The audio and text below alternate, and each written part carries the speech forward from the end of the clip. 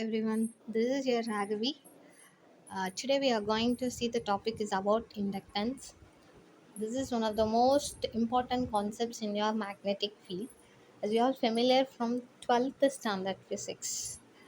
Actually, inductance concepts where we see most of the time means is one of the property of electrical conductor. So wherever the current flows through the circuits, actually the magnetic field get produced, as we know about, right? Wherever we have the current carrying coil, so the electron flows from one point to another points. So there we face the current flow electric field around that conductor. We see the magnetic field experience, right? So in this area, so in this concepts, what we try to conclude means, if suppose we are changing the current in the coil, obviously the magnetic field get changes, but it induces the voltages to oppose that changes. That concept is known as inductance. Actually, if we are changing the current in the coil, automatically the magnetic field get changes, but it induces the voltage, right? It induces the voltage to change, to oppose that changes. So actually, it was enumerated or discovered or shared by two scientists. One is Oyster, one is Faraday's. Um, Earlier days, first it was discovered by Oyster. Uh, Whenever we have the current carrying conductor, obviously it experiences the magnetic field. That is the law predicted by the Oyster. Later, Faraday's analyzed that in a coil, if we change the current, automatically it will be change the magnetic field, and where the case EMF get induced, right? So based on that, two discovered part, we have the classifications. We have see the inductance part. So according to the Faraday's law, here we familiar with that inductance concepts, right? So there the case we have two types of classification. One as self inductance, another one as mutual inductance. So in this concepts, self inductance and mutual inductance, right? So in this classifications, behind the concept is, if we change the current, automatically it will be change the magnetic field, where it induce the voltage to oppose that changes, right? So first part, self inductance, right? So here, just I'll give you introduction, then later we have elaborately see how it will be derived. So here I just take a coil. So in this coil, it has number of turns, right? So this coil act as a current carrying conducting device, right? So if you just imagine this coil, it should be connected with some sources, because without applying any sources, it not to be act as a conductor. It's just a simple copper coil, right? So in this case, I just connect this coil to the sources. With the source, we can apply the current to the coil. So once the current started to passing through that coil, this number of turn windings may be called as solenoid, right? So if I passing the current through the solenoid, automatically around this coil, around this solenoid, magnetic field get produced. So that magnetic field B vector here, it expressed as mu naught into Ni.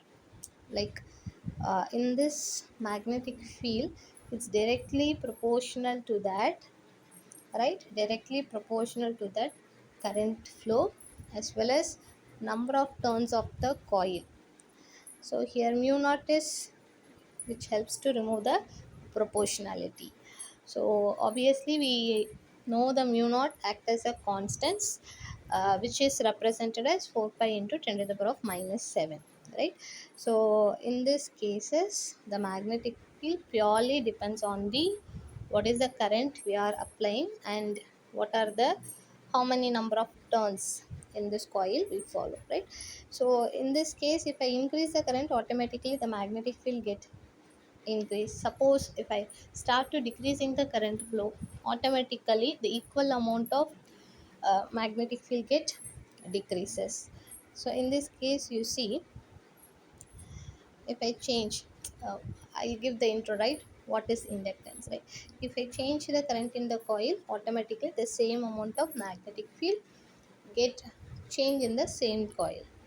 That is, it start to induce voltage to oppose that change. So that is comes under self inductance. uh, we have to come across, we have to know what is mutual inductance, right? So here we just consider the two coils, it to be placed near to each other. So this is considered coil 1 and this is to be as in coil 2. Suppose each coil have a separate connecting sources. Suppose the first coil, I just apply the voltage, it started the current flow in the coil. Automatically, it produces a magnetic field around the coil. I'll show the experimental view. Uh, that magnetic field get induce voltage to be the nearby coil. Automatically, that induced EMF, that opposing, that induced voltage to oppose that change in current, that affects, it appears on the nearby coil, that creates a current flow to the nearby coil. Automatically, how much amount of EMF get induced to that coil, that equal amount of current started to flow in the nearby coil, that equal amount of magnetic field get induced in that coil.